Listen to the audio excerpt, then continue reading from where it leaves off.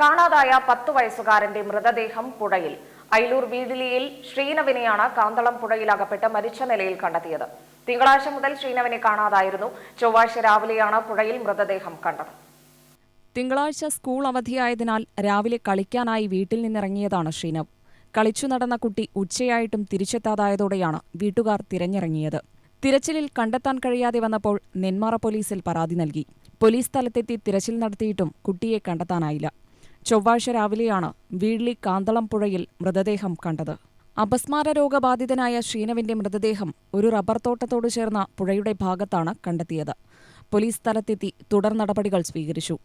അധികം ആരോടും കൂട്ടുകൂടി ശ്രീനവിനെ കണ്ടിട്ടില്ലെന്നും പശുക്കളോട് ഏറെ ഇഷ്ടമുള്ള കുട്ടി പരിസരവാസികളുടെ പശുക്കളെ മേയ്ക്കാനും മറ്റും താൽപ്പര്യപ്പെട്ടിരുന്നുവെന്നും പ്രദേശവാസി കെ എബ്രഹാം പറഞ്ഞു.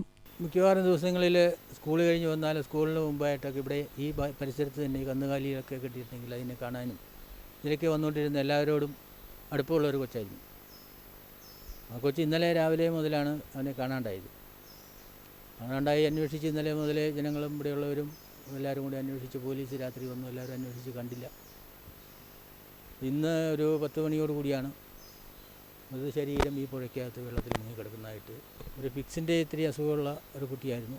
അപ്പം യാദൃശ്ചികമായിട്ട് ഇവിടെ എന്തെങ്കിലും വെള്ളത്തിൻ്റെ കാണുകയും വെള്ളത്തിലിറങ്ങാൻ നോക്കുകയും ചെയ്തപ്പോൾ ചിലപ്പോൾ അങ്ങനെ സംഭവിച്ചതാകാമെന്നാണ് വിചാരിക്കുന്നത്. വീഴ്ലിയിൽ സുനിൽ സിന്ധു ദമ്പതികളുടെ മകനായ ശ്രീനവ് മംഗലം ഡാം ലൂർദ് മാതാ ഹയർ സെക്കൻഡറി സ്കൂളിലെ 5ാം ക്ലാസ് വിദ്യാർത്ഥിയാണ്.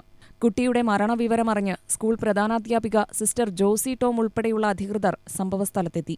ഇന്നലെയാണ് ഞങ്ങൾ ഈ വാർത്ത അറിഞ്ഞത്. ഇന്നലെ ഞങ്ങൾ 7 മണിയോടെ വീട്ടിലെത്തിയായിരുന്നു. കുട്ടിയെ സംബന്ധിച്ചുള്ള തെരച്ചിലുകൾ നാട്ടുകാരും സ്വന്തങ്ങളും ബന്ധുക്കളൊക്കെ ചെയ്തുകൊണ്ടിരിക്കുകയായിരുന്നു. 1 മണി വരെ കിട്ടിയില്ല എന്നൊരു വാർത്തയായിട്ടാണ് ഞങ്ങൾ തിരിച്ചു പോയത്.